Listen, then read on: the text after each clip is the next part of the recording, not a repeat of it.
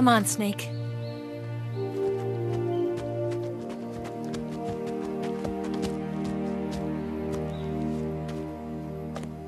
We made it. We made it. Over there.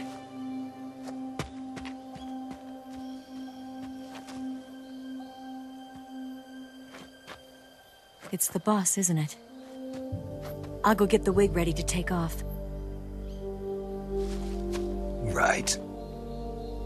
I'll leave you two alone. But come back in one piece, okay?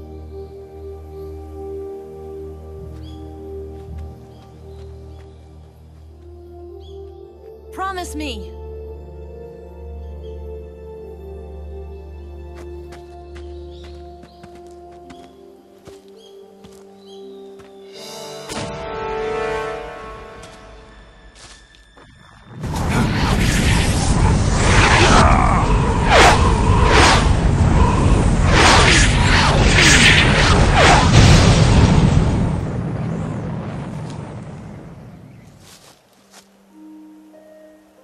Life's end.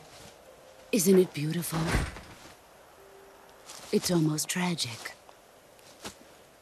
When life ends, it gives off a final lingering aroma. Light is but a farewell gift from the darkness to those on their way to die.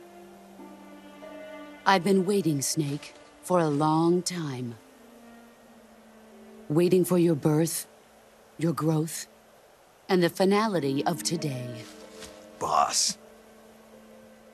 Why are you doing this? Why? To make the world one again. The world used to be whole. But with the end of the Second World War, the philosophers began to fight amongst themselves, and the world was torn apart. The Cobras, my comrades who trained and fought alongside me, were torn apart as well. The foibles of politics and the march of time can turn friends into enemies just as easily as the wind changes. Ridiculous, isn't it? Yesterday's ally becomes today's opposition. And this Cold War? Think back. When I was leading the Cobras, America and Russia were fighting together. Now, consider whether America and Russia will still be enemies in the 21st century. Somehow I doubt it. Enemies change along with the times, the flow of the ages, and we soldiers are forced to play along. I didn't raise you and shape you into the man you are today just so we could face each other in battle. A soldier's skills aren't meant to be used to hurt friends. So then what is an enemy? Is there such a thing as an absolute timeless enemy? There is no such thing, and never has been. And the reason is that our enemies are human beings like us. They can only be our enemies in relative terms. The world must be made whole again. The philosophers must be reunited. I will devote my skills to that purpose. And with the Colonel's money, I will achieve that end. Just as I once created the Cobras. They are my family. I may no longer be able to bear children, but I still have a family.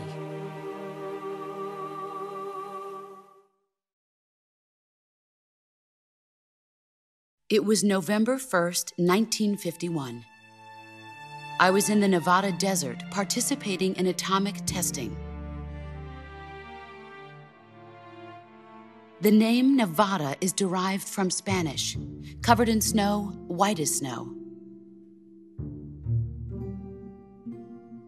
And snow is exactly what I saw in that Nevada desert. It froze my blood white. Snake, you were an atomic test subject, weren't you? On Bikini Atoll. That's part of the reason I was drawn to you. You and I are alike. We're both slowly being eaten away by the karma of others. We'll never have the chance to die peacefully of old age. We have no tomorrow. But we can still have hope for the future. In 1960, I saw a vision of the ideal future from space. 3 years earlier, the Soviet Union had succeeded in launching Sputnik, the first man-made satellite in history, into orbit. This came as a huge shock to the United States. In response, America threw everything it had into its own manned spaceflight project, the Mercury program. Even as the Soviets seemed poised to send their first man into space, America was still experimenting with chimpanzees and rockets. The government wanted human data, so they secretly decided to send a human being into space. I was the one they chose. At the time, they didn't have the technology to block out cosmic rays, and whoever they sent up would inevitably be exposed to heavy radiation. That's why they chose me. After all, I'd already been irradiated once. Of course, you won't find any of this in the history books. I could see the planet as it appeared from space. That's when it finally hit me. Space exploration is nothing but another game in the power struggle between the US and the USSR. Politics, economics, the arms race, they're all just arenas for meaningless competition. I'm sure you can see that, but the Earth itself has no boundaries. No East, no West, no Cold War. And the irony of it is, the United States and the Soviet Union are spending billions on their space programs and the missile race, only to arrive at the same conclusion. In the 21st century, everyone will be able to see that we are all just inhabitants of a little celestial body called Earth. A world without communism or capitalism, that is the world I wanted to see. But reality continued to betray me. In 1961, I was sent to Cuba, to Bahia de Cochinos. It was part of a CIA-sponsored invasion under the guise of taking Cuban exiles back to their country. But the US government betrayed them. Our weak-kneed president held back their air support. Defenseless, the exiles were annihilated by the Cuban army. All I could do was watch in silence. I was set up by the very country I'd sacrificed so much for, by the very government I dedicated my life to defending. I was driven from the surface world, and I went underground. Then, 2 years ago, I faced the sorrow, my old comrade in battle. He was my friend. But one of us had to die. I was left with no choice. The sorrow gave his life for me. There is no enmity between us. One must live, and one must die. That was the mission. The ones who gave me that mission were the Philosophers. Early in the 20th century, the true holders of power in the United States, the Republic of China, and the newly formed Soviet Union gathered together in a secret meeting that would later be known as the Wise Men's Committee. The secret pact they formed there marked the beginning of the Philosophers. But the last of the original members died in the 1930s. After that, the organization began to run out of control, and the Wise Men's Committee degenerated into a mere shell of its former self. The philosophers of today have no sense of good or evil. Their influence extends to countries and organizations involved in every aspect of every war. They have become war itself. That's how they operate. The sacrifices of war cause a shift in the times. This shift leads to renewed conflict, and in turn triggers the next war. Like a nuclear chain reaction, each conflict sparks countless others, forming an endless spiral that will continue on for eternity. Do you understand what I'm saying, Snake? By consuming me and you, the philosophers intend to keep that cycle going forever. It was my father who explained all of this to me. He was one of them. You see, I am the last remaining child of the philosophers. But after he revealed the truth, my father was killed by that same shapeless, formless organization. And my father isn't the only thing the philosophers have taken from me. In June of 1944, the Cobras and I took part in the landing at Normandy. We'd been given a top-secret mission to locate and destroy enemy V-2 rocket installations.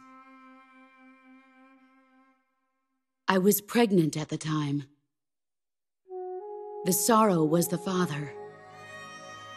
I gave birth on the field of battle. A beautiful baby boy. But my child was snatched away from me by the philosophers.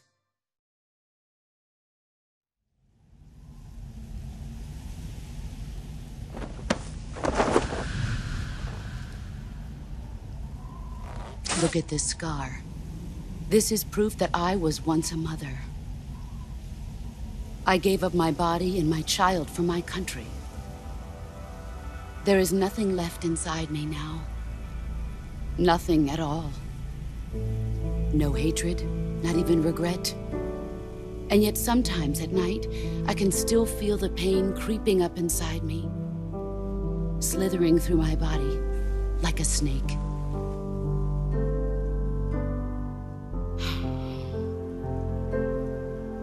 I've never talked this much about myself before. Thanks. Thanks for listening to me.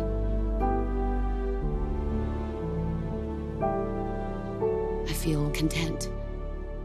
Snake, commence the operation. I raised you. I loved you. I've given you weapons, taught you techniques, endowed you with knowledge. There is nothing more for me to give you. All that's left for you to take is my life, by your own hand. One must die, and one must live. No victory, no defeat. The survivor will carry on the fight. It is our destiny. The one who survives will inherit the title of boss. And the one who inherits the title of boss will face an existence of endless battle. I'll give you 10 minutes. In 10 minutes, MiGs will come and bomb the hell out of this place. If you can beat me in less than 10 minutes, you'll be able to escape in time. Let's make this the greatest 10 minutes of our lives, Jack. Boss. You're a soldier. Finish your mission. Prove your loyalty. Face me.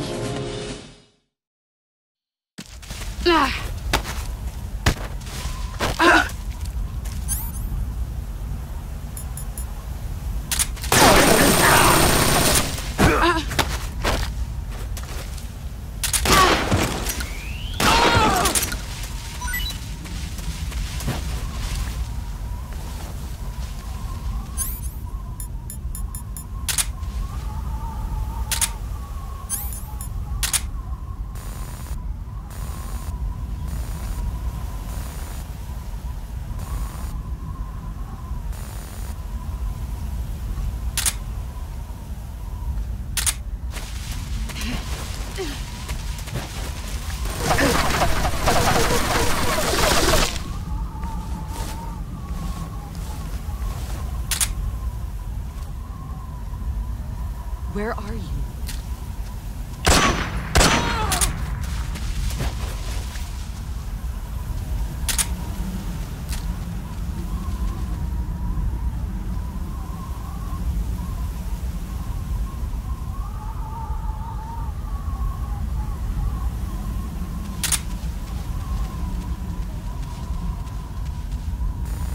Where are you hiding?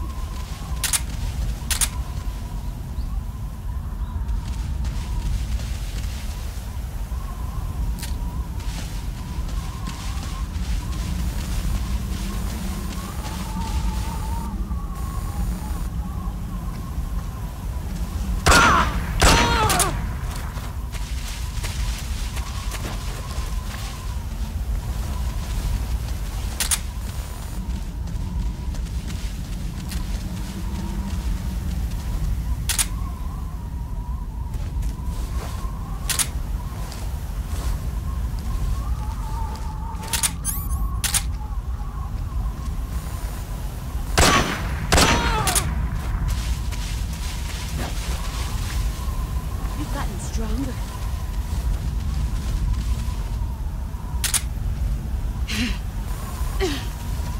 Where are you hiding? I found you!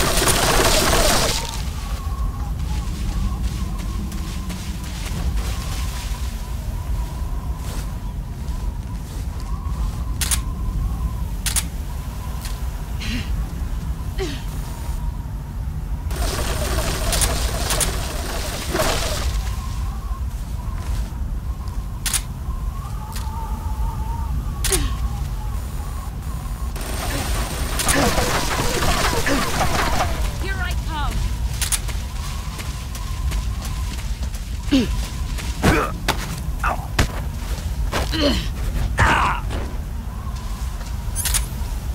You'd better move.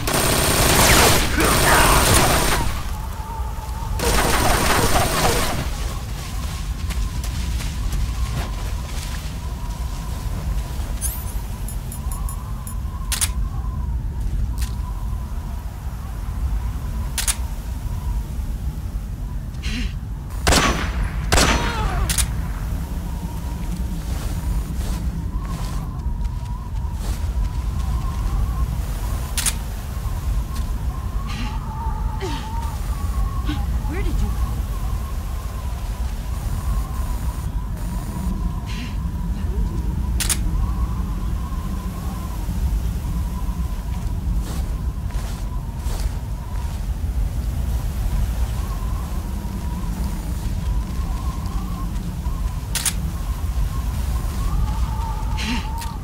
There you are.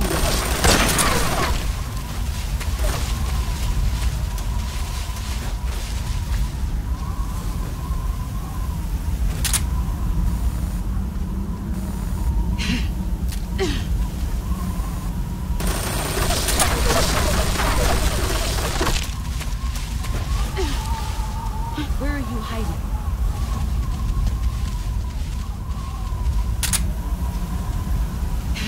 There you are.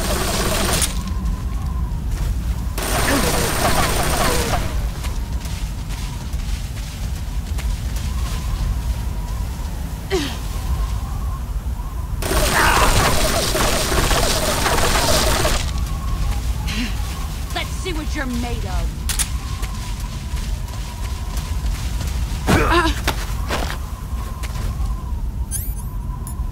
5 more minutes.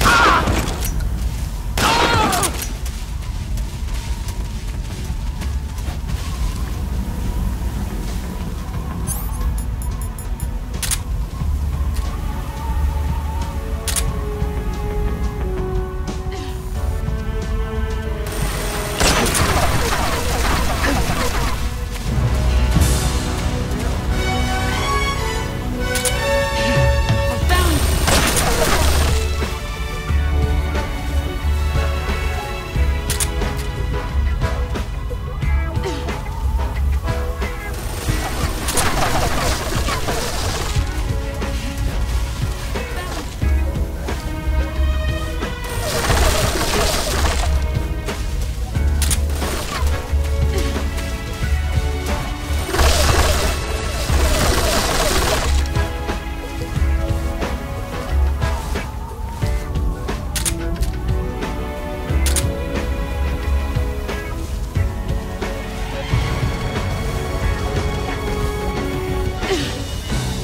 Where are you?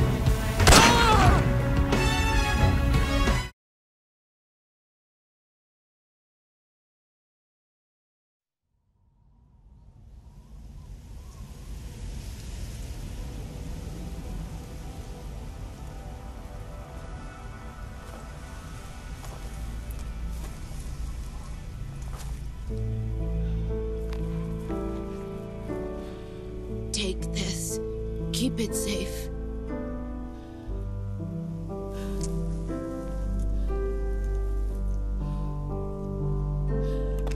It's our only hope.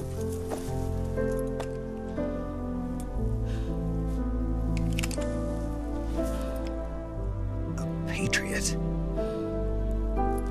Why are you giving me this? Jack. Or should I say, Snake? You're a wonderful man. Kill me. Kill me now. Do it.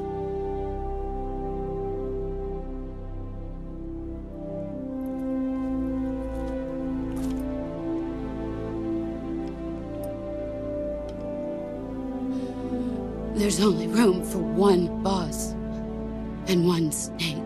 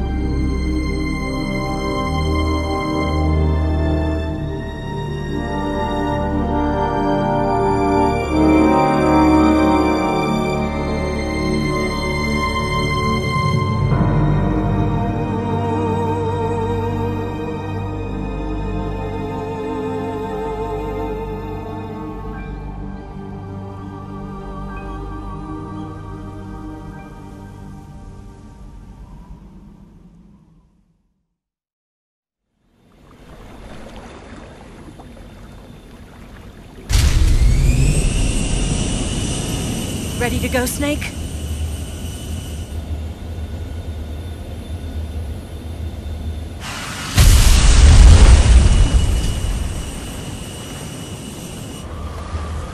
Are you okay? Snake? Yeah.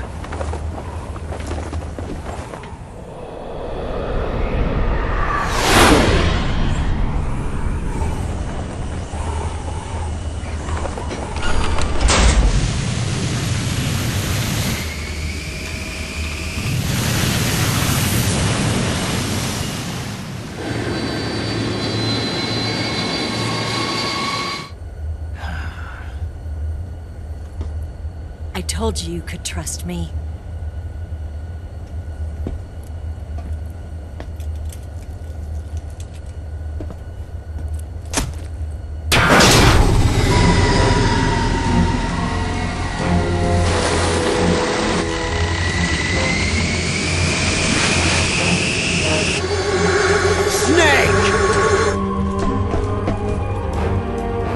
Ocelot!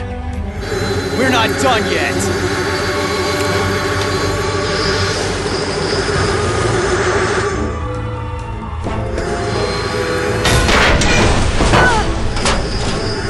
Damn!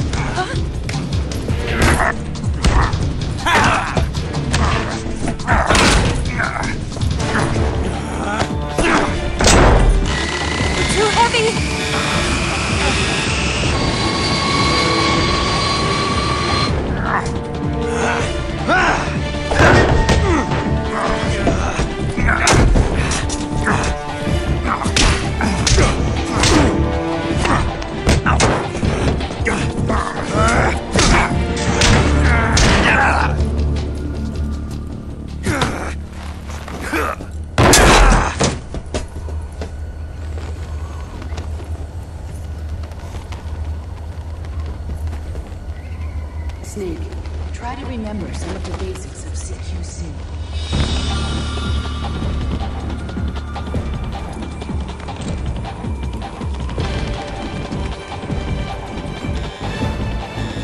Not good!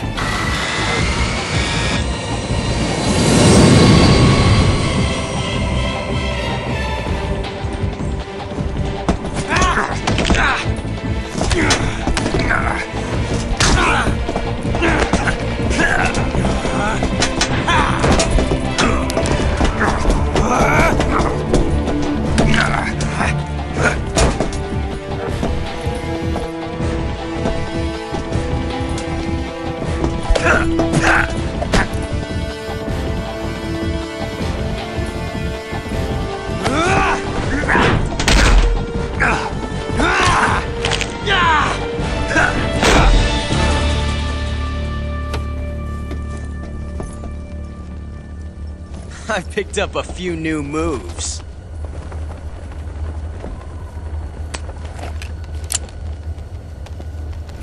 Huh. It doesn't feel right to shoot an unarmed man.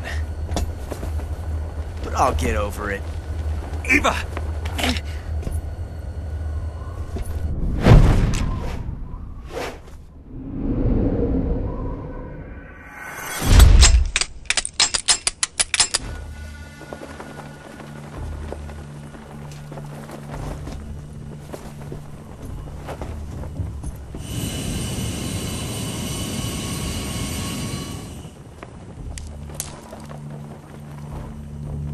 What do you say to one last showdown?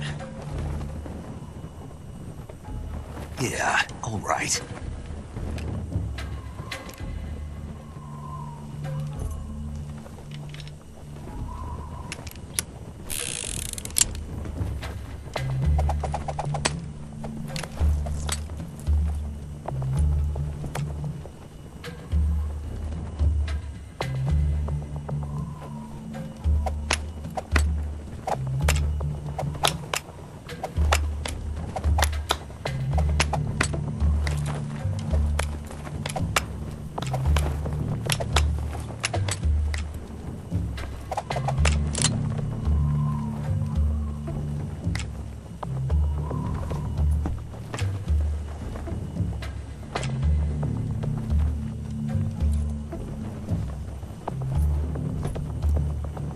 What's your name?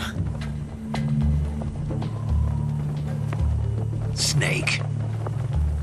No. Not that name. You're not a snake, and I'm not an ocelot. We're men with names. My name is Adamska. What's yours? John.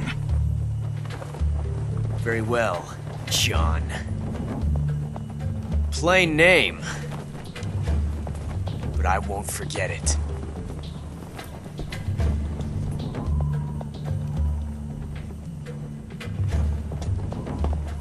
Come on!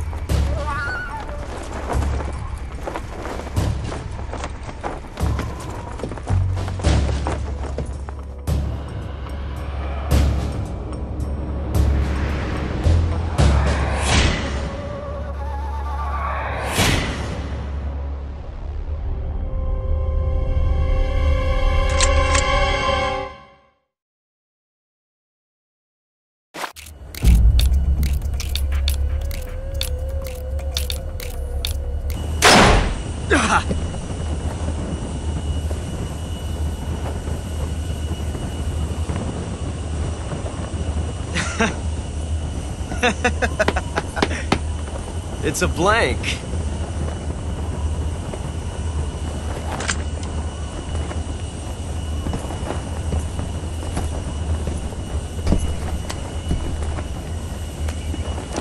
Ah, that was fun.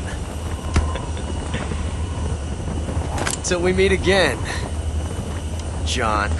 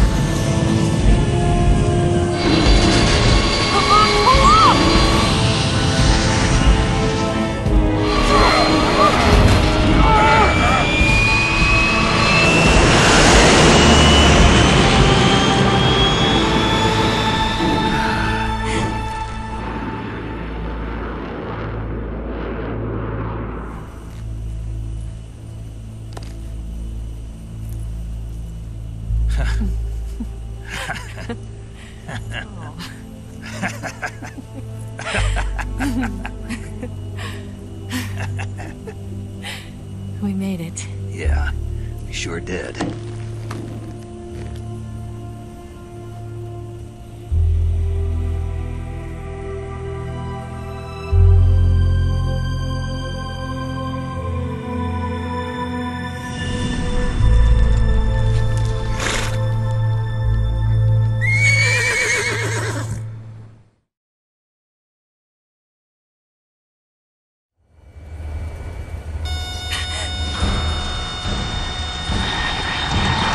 Oh no, Migs!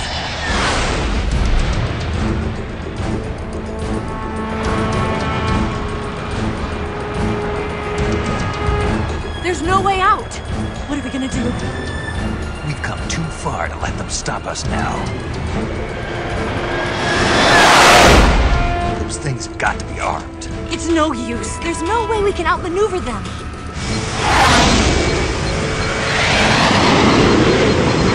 They're gonna shoot us down. We were so close. Weapon systems on. Locked on target. I got towed. You were great, Eva. Huh? Thanks.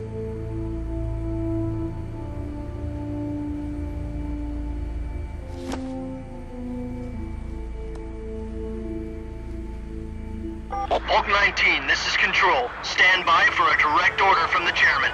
Bulk 19, return to base immediately. Do you read me? This is a direct order from Comrade Khrushchev. Return to base immediately. Bulk 19, do you copy? Understood. Aborting mission. RTB. Look! The MiGs are turning back! Woo!